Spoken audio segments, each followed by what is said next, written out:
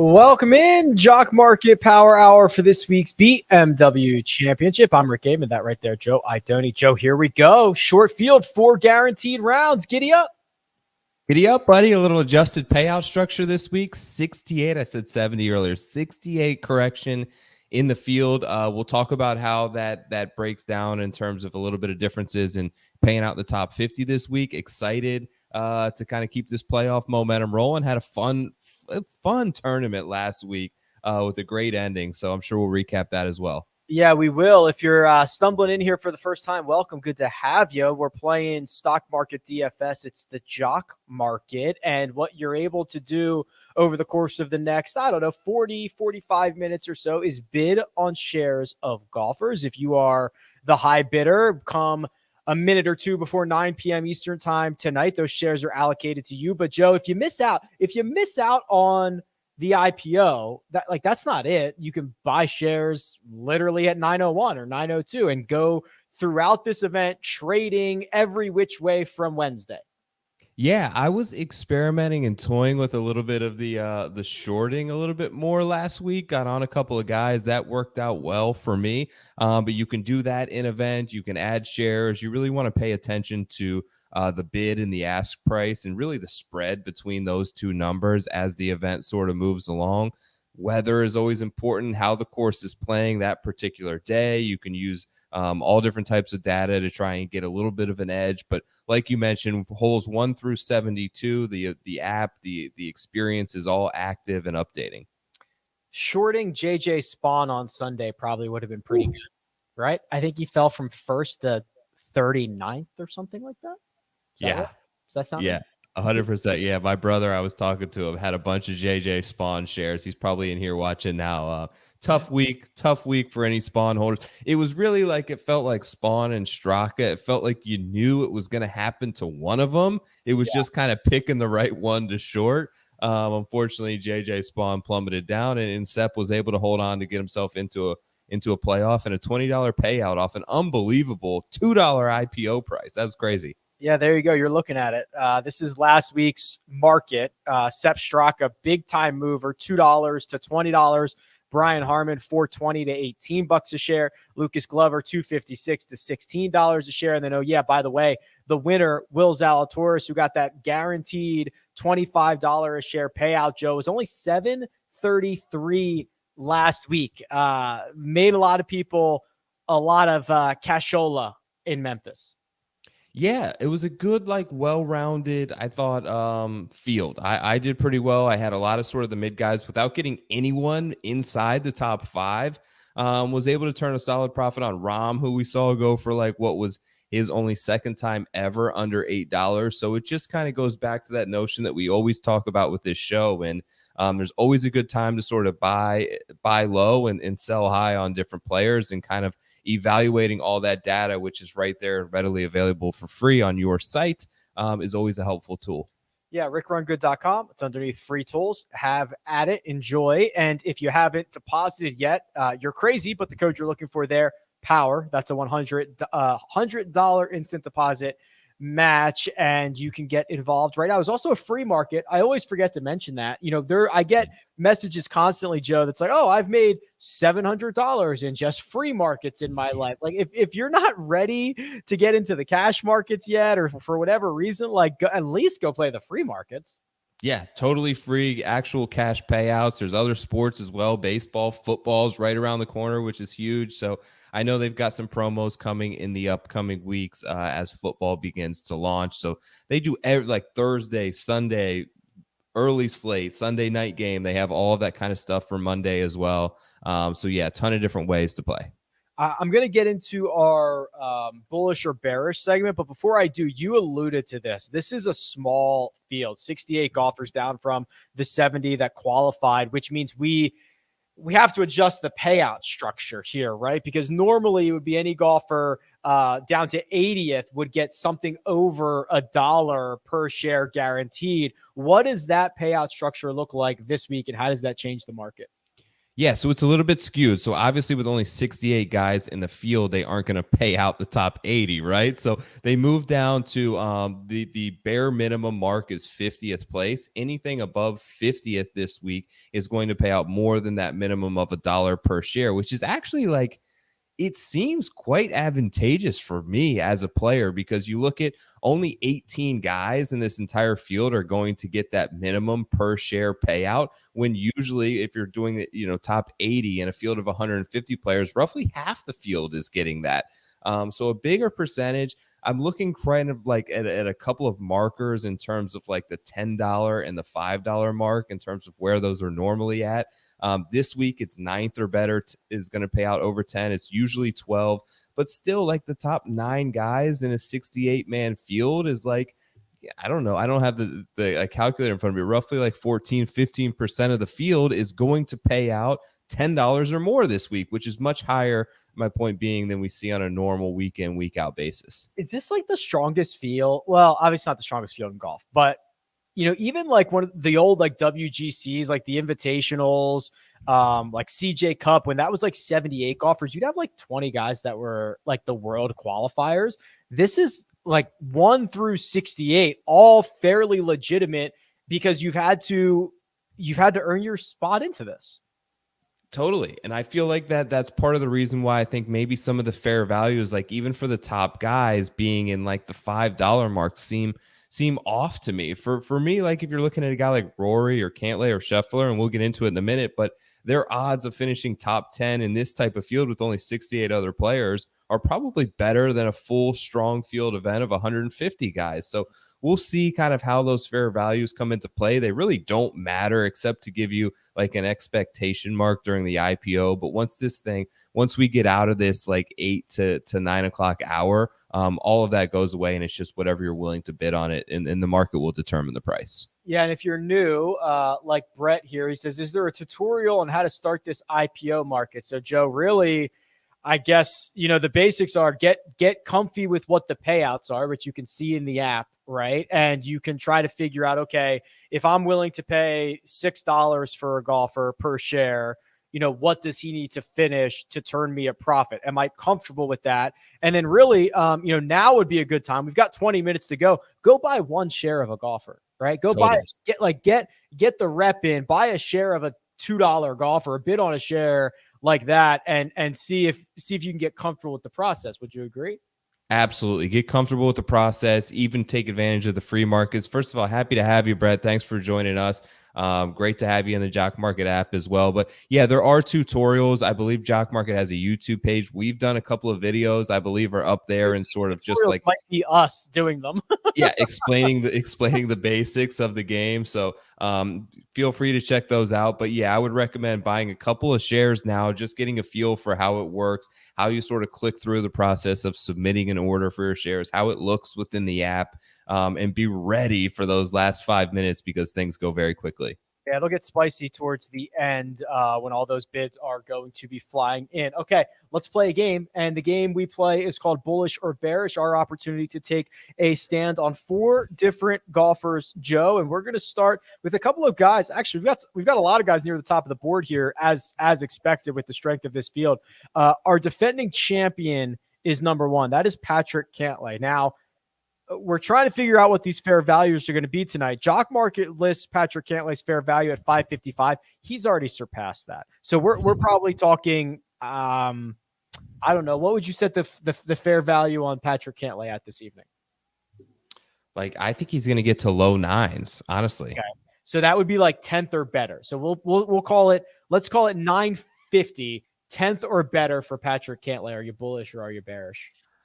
Okay, so that changing the price up that much changes things a little bit. I think overall, I'm bullish on Cantlay this week. I bet Cantlay this week. I think that he does set up well for this type of course. We're back on bent grass.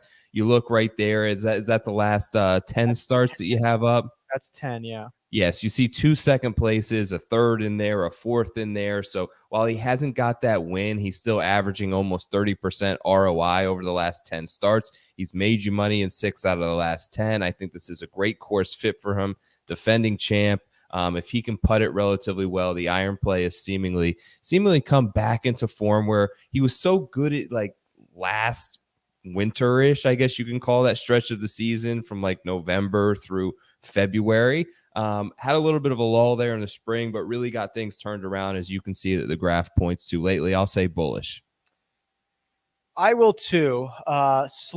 Slightly bullish. I think that it's a great time of year for Patrick Cantlay. He's proven that to us a couple of times. When you get to these large, fast bent grass greens, that's the opportunity for him to get hot with the flat stick. And this last 10 star, I mean, this doesn't even cover Zurich, which he also won as well, because that was not a Jock Market covered event. So he's probably even playing better than the 29.8% ROI kind of alludes to. So I'll take bullish, but it's going to be close. I mean, asking anybody in this field to finish inside the top 9 or 10 out of 68 of the best is kind of a scary proposition. Yes, totally. Next up, another guy we're going to probably ask to do the same is Justin Thomas. And let's just, I mean, if we have Cantlay at like 9 or 950, you got to think JT's got to be somewhere up there as well. He's been, let's see. He's been 845, 844, 969, and 969 in the last 4. Yeah, he's probably right there with Patrick Cantlay. I'll take a bearish side on him. The putter, mostly for me. Feel like it's really like, and you have the data obviously, but just from an eye perspective, he just has gotten back to in one of these ruts where he's just seemingly not making anything, and the ball striking numbers haven't been enough to overcompensate for that. He had his one really good putting week at the PGA Championship where you see that $25 spike. In 3 missed cuts out of the last 10 starts is very un-Justin Thomas-like. It's becoming of like the 3rd or 4th best player in the world. They're typically a lot more consistent than that. We've seen those inconsistencies. I have concerns mainly about the putter. Like you saw Patrick Cantlay win this event last year, albeit at a different course, but he gained like 15 strokes with the putter. Now that's probably not going to be the case this week, but you're going to have to be positive and probably substantially positive versus the field this week in order to win. And that's my concern right now with a very high price JT. Yeah, I thought I was taking crazy pills for most of the week, right? I mean, I know the sentiment is very high on Justin Thomas, and he's phenomenal. He could go out and win this by losing strokes putting. I get that, but I just when you're looking at the elites of the elite, you gotta find flaws. And the 4 straight events that he's lost strokes with the putter, when that's his biggest issue, right? Like that's just going back to a larger, longer term issue for Justin Thomas. He's a loser in the last 10 cash markets. I'm not going to have any of them. I'm out. Bearish on JT. Who do we got? There we have it. This one's fun. Sahith Theegala. We have him at 451. We should probably bump that up a little bit. Let's call it like 550, which would be 21st or better for Sahith out of a 68 player field. What was the finishing position? 21st? 21st, yes. I'll say bearish there. I love Sahith. I had shares of him last week that paid off. Just very boom or bust for me. I don't know exactly how the course is going to play. I have an idea, but the unknowns of it worry me a little bit with his sort of aggressive style. I just am unsure of asking him to finish in the top 20 of a field this strong with this many big names off of a good week last week. He's had these, like even last week I had him and it was like one really good round in 3 very stagnant rounds. So if he needs to be able to put together at least 2 solid rounds where he picks up a lot on the field to be able to creep in there this week with all the motivation, with now all of these great players that last week maybe had a little bit of rust. They're all coming in fresh. They're all coming in motivated. They're all coming in ready. I'll say bearish on Sahith. Okay, I could probably be convinced either way, but I had this down as bullish. I mean, he's a Jock Market stud. This is 20 markets, 33% ROI, but you got to realize how he does this. He's a loser in 12 out of 20. So that's spike weeks, which is what you're asking for. We've talked about this a lot with him. It's just like he's raw, he's talented, he is an artist, he is not a technician, right? Like he's going to have really, really good weeks, really, really bad weeks. But, you know, the guaranteed 4-round thing is kind of exciting. And Yeah. because you're going to get a ceiling round, like you're going to get like, I don't know, a 62 out of him or something like that at some point. I don't know when it's coming. You probably also get like a 75, but it's coming, which is always very exciting. And I was pulling the no cut data earlier, and he's obviously very young. He doesn't have a lot of data, but like these types of events, I think he thrives in a little bit more because he avoids that one bad round on a Thursday, Friday, and gets sent home. Now he gets to play all four, and the good stuff's coming eventually. Yeah, and he does feel like the season that we see what Zalatoris did in technically a second year, and then what Cameron Young did, and these guys, these are really super elite young players. Like, I think his season is very underrated in perspective with them. Like, these guys are 14-1 and 25-1. Sahis 100. He's not that far off of like their talent level when things go right for him. I just think he needs to break through and get that victory, albeit I think the ask is maybe a little bit much at the BMW Championship. I do think it could come in the fall, and it's definitely, I think I like him to get it within the next year. Tony Finau is our last guy. He's been catching steam as he's obviously not the favorite to win the FedEx Cup, but he's kind of like the favorite dark horse long shot guy. I think I saw him at 14-1 last night to win the FedEx Cup, which is like, if it's available to you, might want to go grab that if it's available to you somewhere. Tony Finau has been 744, 895, 905 in the last 3 weeks. So let's put him at 875, which would essentially be asking him to finish 12th-ish or better for big hunky Tony. You a bull or are you a bear?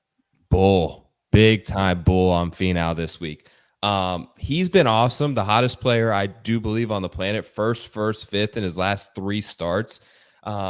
He's flipped around this putter, and like it's very hard to realize what we thought about Finau maybe a year ago, but I'm looking at like 8 of the last 10 starts. He's gained strokes and significant strokes putting. You see, obviously, the 2 wins. You see the 7 of the last 10, 61% ROI. It's kind of undeniable, and he's doing it in every way. The putting on bent grass has been spectacular, top 5 in the field. He can do it off the tee with his distance. He's been great over the last like 24, 36 rounds in terms of scrambling. So even if he does miss some of these narrow fairways, and the rough I know is up a little bit, like Finau can get it out of there and get it on the green from just about anywhere. All parts of the game appear to be clicking. I think if I'm getting this course correctly, this is a much better fit for him this week than we even had last week in Memphis, where he finished 5th. I think the guy's going to win. I'm taking him. I'm bullish.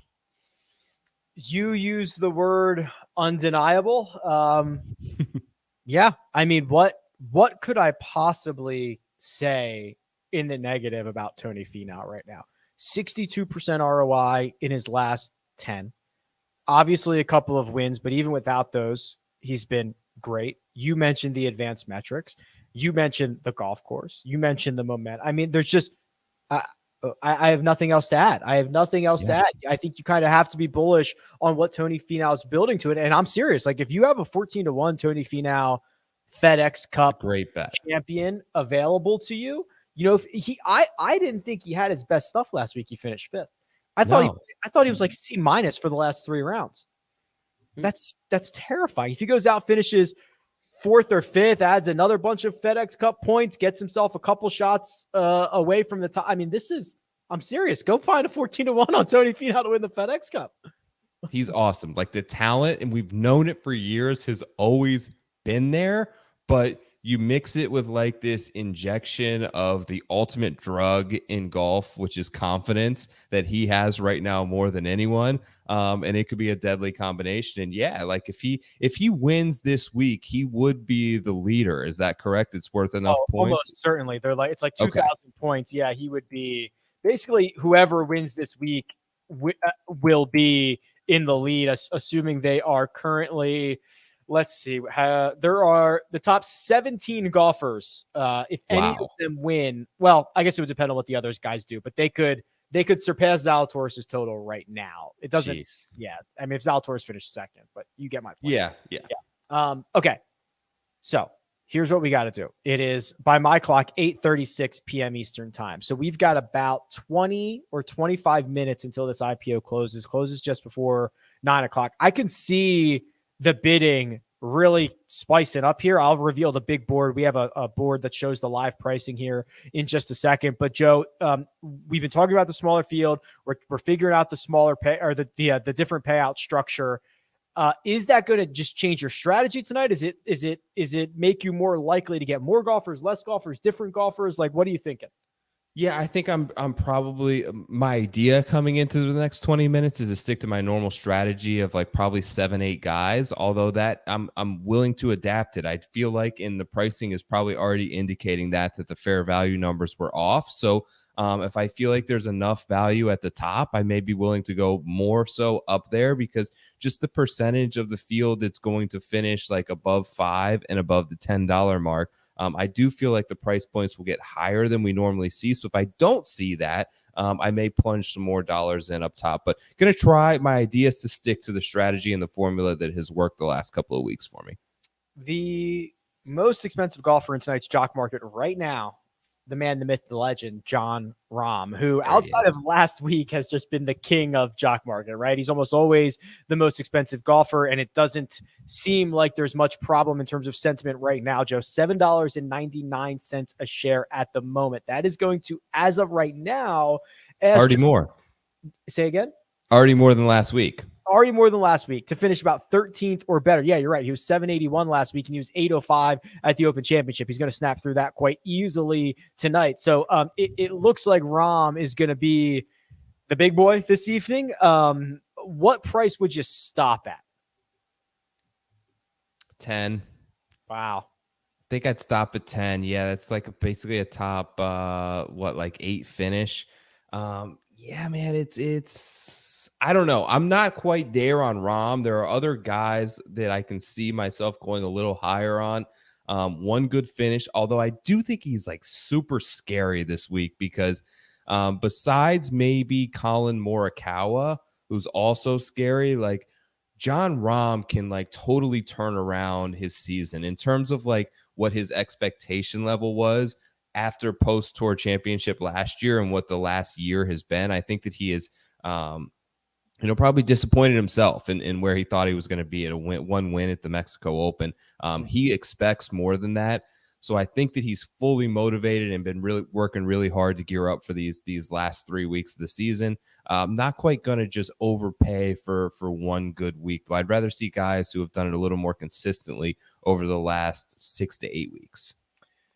Next up, Tony Finau, 666. We already spoke about him. Patrick Cantlay, 654. Already spoke about him. Matt Fitzpatrick, 625. Can we just hat tip Matty Fitzpatty? This guy, look at his 2022. So this is, let's see, since Pebble, which was the first Jock Market event he played in 2022.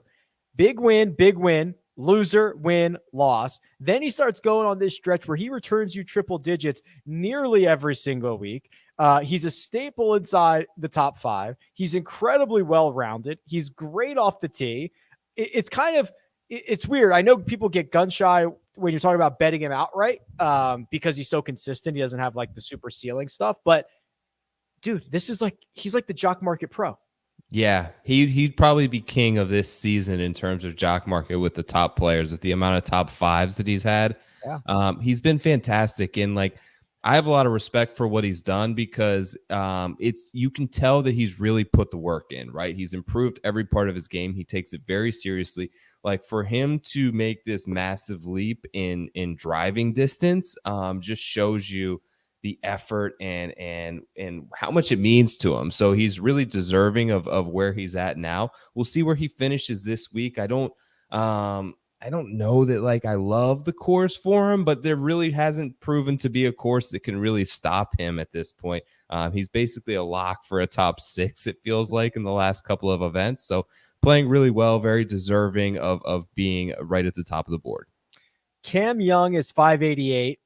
Justin Thomas is 587. Xander Schauffele 536 and Scotty Scheffler 522. Worth noting, Joe, Scotty sports the number 1 pre-rank. So that's important here in the Jock Market. That's how we break ties. So if Scotty Scheffler's in a 5-way tie for third, he gets the third place payout.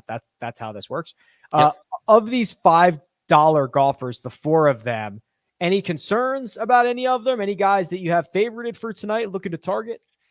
this is probably going to be hot take express, but what are we doing with Cameron Young this week? Everyone like it's gotten he was I bet him 110-1 like a month ago at the Open Championship, and now he's like everyone's favorite pick this week. He's down in some books I saw just a minute ago to 22-1 to win this event.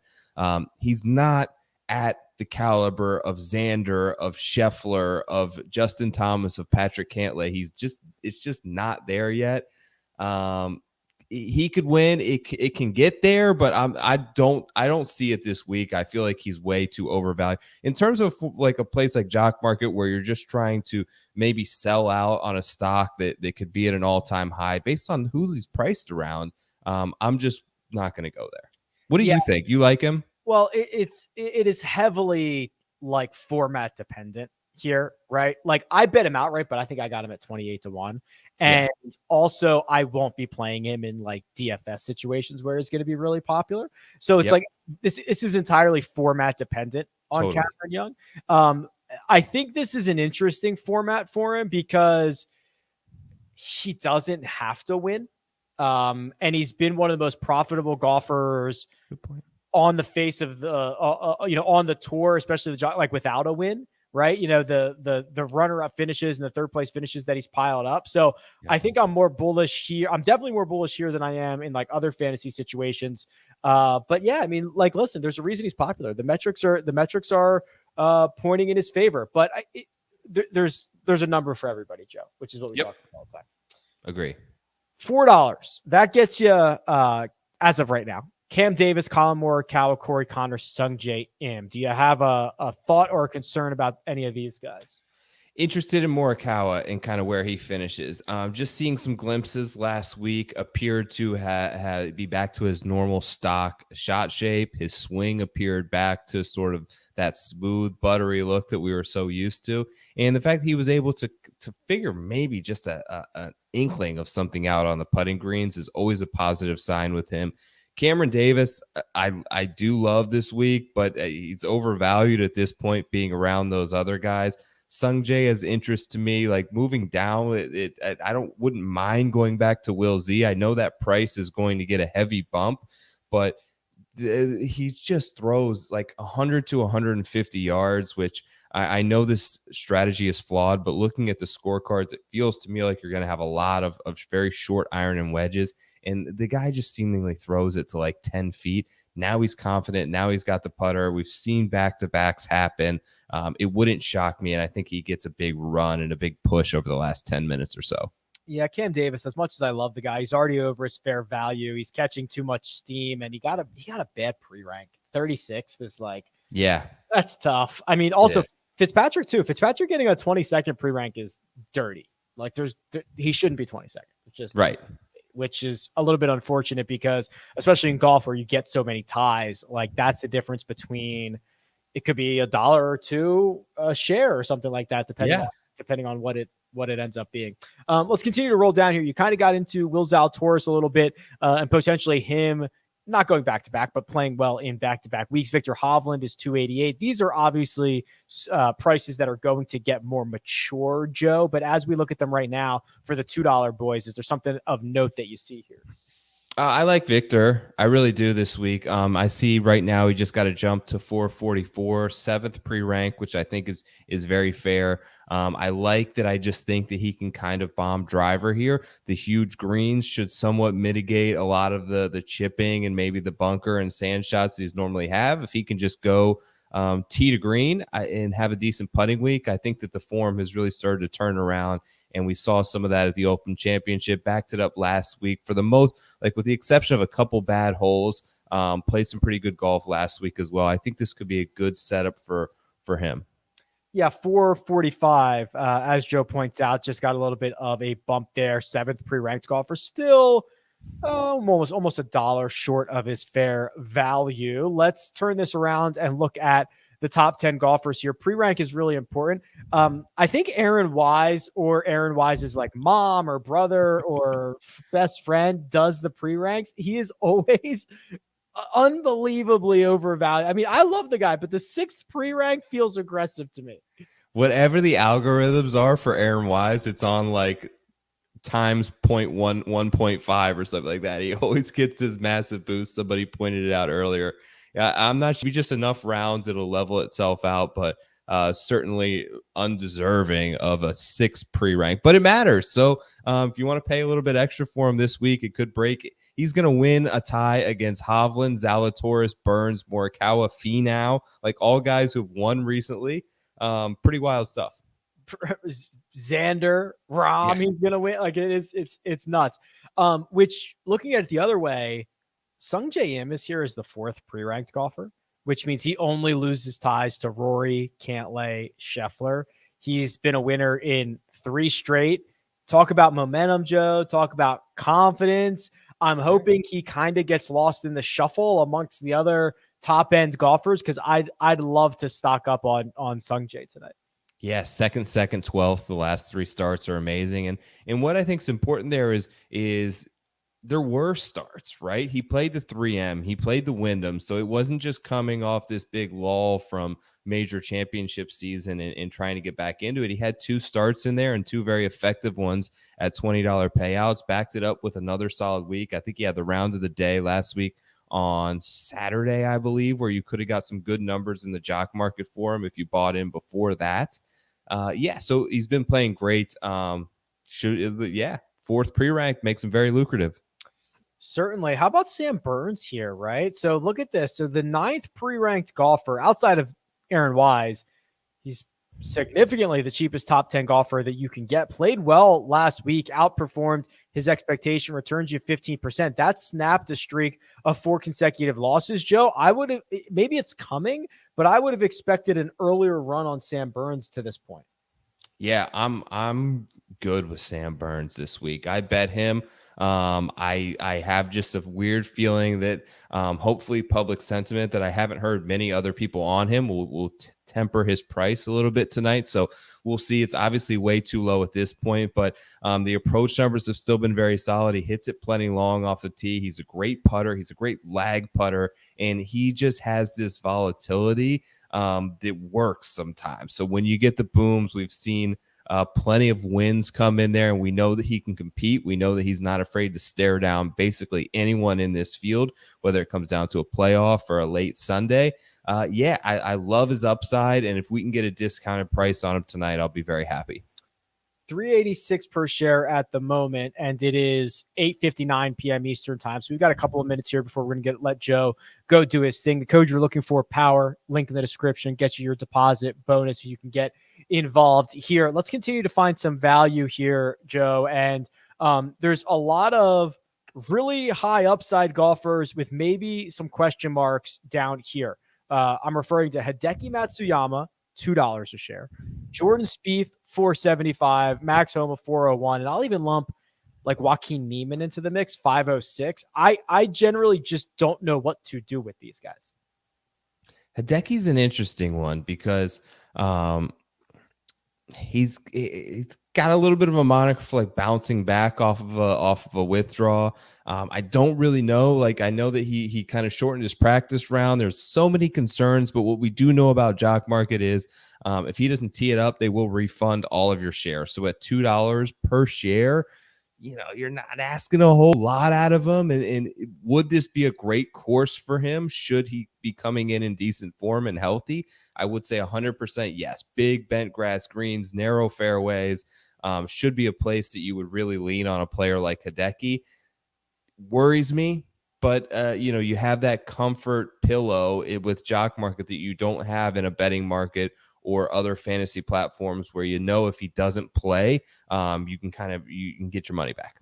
Yeah, I'm glad you brought that up. He is inherently risky, but he is less risky in this format than basically any other format that you could ask for. So worth noting there. Okay, let's find some real deep value here. So I've just gone way down the board. Last couple of minutes before I get you out of here, Joe. I mean, this is wide open, right? I mean, I think we're going to see maybe a little bit of love for Taylor Pendrith. You could argue Davis Riley and JT Poston, but I mean, the bottom 20 golfers, and we saw this last week, right? We saw it with Sepp Straka. We saw it with JJ Spawn. We saw it with Brian Harmon and Lucas Glover. Like, guys can come out of this range. Who do you have your eye on?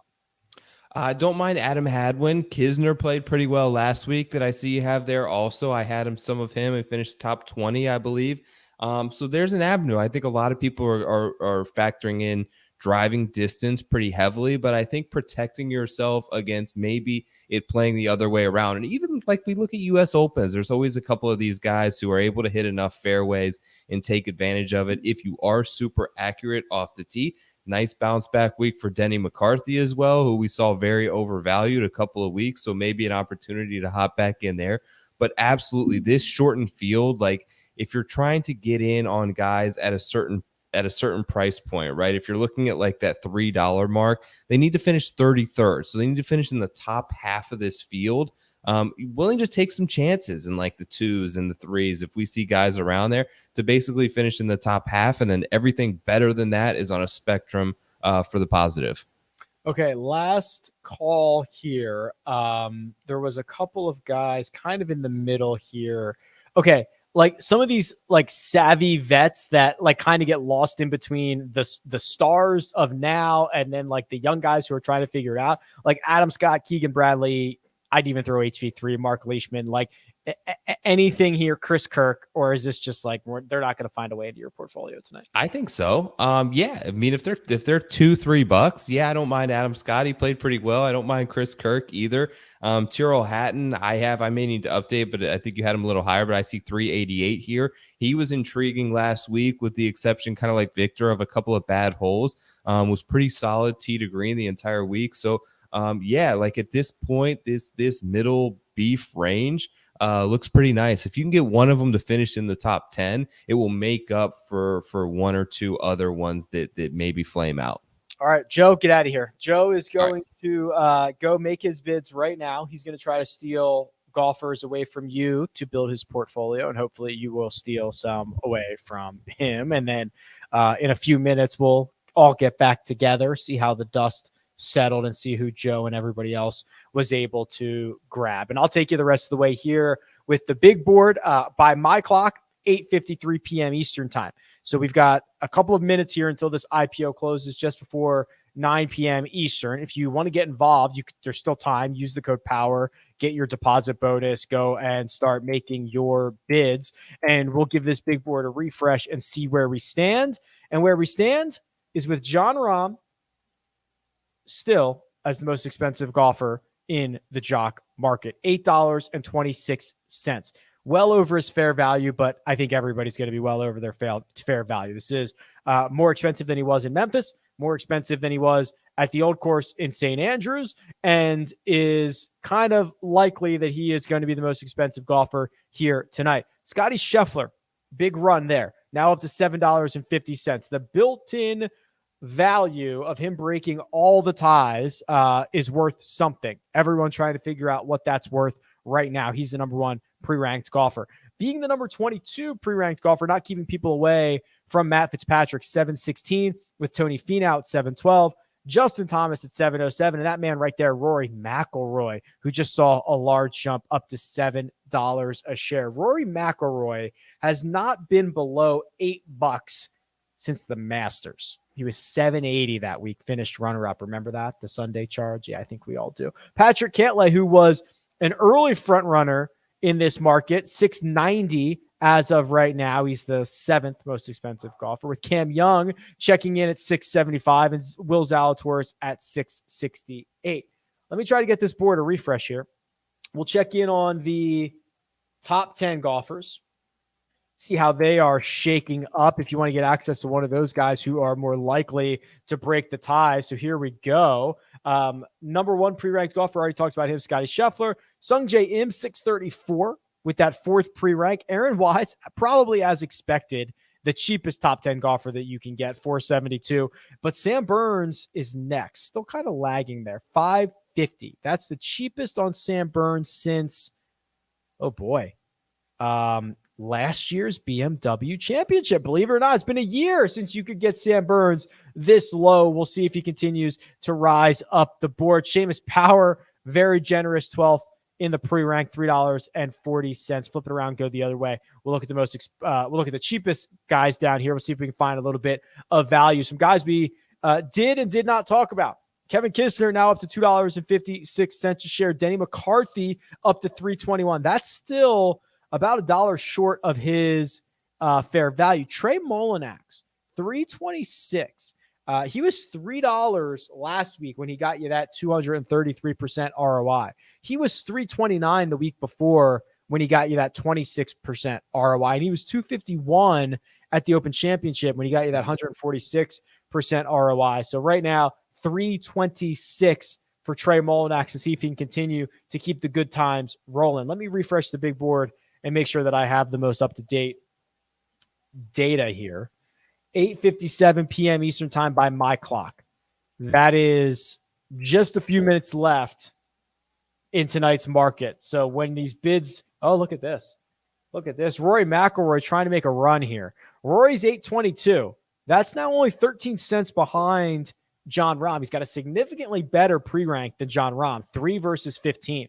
So Rory McIlroy only loses ties to Patrick Cantlay and Scotty Scheffler. Jon Rahm loses them to like everybody or a lot of guys. So Rory McIlroy trying to get this late charge up the board. Victor Hovland has crept up $6.34. He's about a quarter better than Colin Morikawa at the moment, $6.15. We talked about Cam Davis a little bit earlier, 501, so he continues to extend. And there's Terrell Hatton at $5 a share. That's the same price as Tom Kim, same price as Max Homa, which is more expensive than Corey Connors. What has Shane Lowry been up to? $4.86. He's a loser in 4 straight markets. So maybe sentiment starting to figure itself out a little bit because this is the cheapest that we've seen Shane Lowry again since last year's BMW Championship. This IPO is going to close soon. Could close at any minute. We're at 8:58 p.m. Eastern time. So we're definitely in that window where this thing can lock up and can shut us down. Try to get this big board refresh one more time, see if Rory took over the top spot. He hasn't yet. Nobody has sniffed $10, which is probably smart here.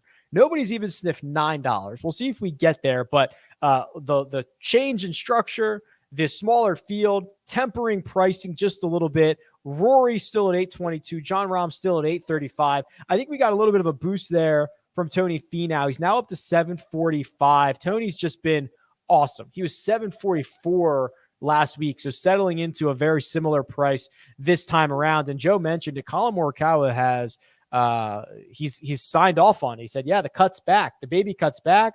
I'm back to using the conventional putting grip on the greens. Seems to be working out well for me, and it did last week in terms of a top 5 finish at the FedEx St. Jude Championship. 8:59. We're moments away. We're moments away from this thing shutting down. We're going to see if I can get another refresh or 2 in here. We're going to see if Rory McIlroy can make the move, and he has. He overtakes Jon Rahm. Rahm's stuck at 835. Rory says, check you later. 856 for Rory, now the most expensive golfer. Scotty Scheffler, believe it or not, despite the putting struggles, despite the struggles in Memphis, no concerns here. $7.90, the third most expensive golfer. Close it down. All right, we're done. We are done. IPO is closed. Congratulations to all the shares that you got. Brent says that was bonkers. JG says, I lost X, Xander Schauffele, at the buzzer. Brett says, wow, had a lot stolen right at the end. Yeah, that's it, Joe, right? That's how it works. That's it, Brett. Welcome to Jock Market. I lost some Xander at the buzzer, too. He was way too cheap for a while. Yeah, it doesn't look like anyone even got to 9, so I was a little wrong on the pricing. I lost a lot of guys. Let me see when they come over here, but I lost a lot of my lower end guys toward the end. I think someone was in there scooping them all up. Yeah. Wow. These prices did change quite a bit at the end. Okay. I've got the big board, but before we do that, Joe, let's go through who you got. Are you ready for that? Yeah, man. It's kind of a weird one, but top heavy. Okay. Rick Gaiman. Only 5 players this week. They all are very much at the top. Patrick Cantlay, 755. Will Zalatoris, 741. Tony Finau, 750. Victor Hovland and Sam Burns in the low $6 range. Those are my 5 unusual portfolio for me. I feel like they all have winning upside, basically paying no more than $750 for any player. I feel pretty good if I can get 2 of them to finish in the top 10 and maybe one of them to contend for a win. I think I'll be having a good Sunday. Cantlay, Zalatoris, Finau, Hovland, Burns for Joe. Palmetto State got Kim. I don't know if that's Tom or Siwoo. Terrell Hatton and Christian Bezadenhout, 3. Brett got Justin Thomas, Sung J M, Patrick Cantlay, Sam Burns. That's a lot of what you have there, Joe. Billy Ho, Shane Lowry, Adam Scott, Brian Harmon, and JG Funk got Victor, Davis Riley, and Mito Pereira. So, yeah, some tight, solid cores in these portfolios tonight. Yeah, tight, solid. A lot of like it started to get to the point where a lot of the guys at the very bottom that you needed, they're the very last guy in the field and you're asking them to finish like 31st or better. It felt like a lot. There was no one really down there in the $2 mark unless I got something wrong. John Rahm jumped out early and was then stuck at like $8.35 for a while. He closed at $8.46, but Rory nipped him $8.77, and then Matt Fitzpatrick at $8.10. Listen, I spent all night, Joe, singing the praises. I've spent all week singing the praises of Matt Fitzpatrick. I don't necessarily think he should be the 3rd most expensive golfer here. Yeah. I think, especially with that, I mean, he just got dogged on this pre-rank here. 22nd is like. That's really, really tough. I hope he plays really well and proves to be a winner, a big one in this market. But man, it's a little bizarre to see him that expensive at that bad of a pre-rank. Yeah, I'm trying to look at, sitting right there above Scotty. I know that he struggled a bit last week. When's the last time we saw sub $8 Scotty Scheffler? It looks like you got to go back to the players. So it's been a while where he's flirted in that $8, $9, $10 range. So good price on Scotty if you think he's in for a little bounce back. Good price on Justin Thomas. It felt like they all cleared their fair value on what Jock Market had projected, but weren't quite to the mark that I thought they were going to get to. Almost an all-time low for JT. Patrick Cantlay probably similar, 755. He's had a couple in the mid 7s. Finau 750s. Zalatoris, Xander at 711. Yeah, it's been a while. I mean, these are. I mean, I know it's obviously a different size field and payout structure, but these are some pretty good deals on these guys. Yeah, it's a good deal on Xander. I would have paid it too. I think I was right below that at 710 and thought I had it in, and he got a big boost late. But yeah, I would have paid it. Sahith 433. That's asking him to finish. Let's see, like 25th. That's pretty good in 60. That's top third of the field. Yeah, that's not bad. It's pretty good. I mean, it's a pretty big ask though, still for Sahith. Like, I feel like his top 20 number this week was somewhere in like the 2-to-1 range. So, yeah, it's a little bit of an ask to finish top 25, break even. Well, the fun's only just begun, obviously, because you can go and buy, you can go and sell, you can go and short golfers right now, and then obviously. As the week continues to roll on, nothing stopping you from doing that all week long. And then, Joe, we'll be back next week for the Tour Championship, which has a little bit of a quirk here in the Jock Market, doesn't it? Yeah, only 30 players, a little bit of a twist. So the way that it will work is it will not factor in the starting stroke. It will be lowest score with one exception. And correct me if I'm getting this wrong. The player who does win the FedEx Cup will get that additional 5-point bonus for finishing first. So with the most part, with that exception of like who finishes first, you just follow the leaderboard, right? Yeah, so it's a little bit bizarre because it's the shadow leaderboard. So just everybody starts at even par. The PGA Tour strokes are not initiated. They're not taken into account. But because Jock Market gives a win, well, the official win from the PGA Tour comes from the guy who wins the FedEx Cup. So it does include the starting stroke. So that's the only thing. So I think last year, Rahm had the best. Rahm and Kevin Na, I think, had the best score just straight up. But Cantlay got the extra 5 points because he won the FedEx Cup. Yeah, so Rahm was low 72-hole score at -20. Cantlay was at -16 in the 72-hole score, but got that 5-point bonus. But I think it's important to remember, like, if Cantlay shot -14, even with that 5-point bonus, he wouldn't have overtaken John Rahm there. So there's a lot of interesting scenarios. We'll talk more about it next week. Shortened field, the payouts will be once again adjusted, and we will be once again right here Wednesday night at 8:15. Same time, same place. Go follow Joe on Twitter at TorPicks. You can follow me at RickRunGood. This has been your Jock Market Power Hour for this week's BMW Championship. Good luck.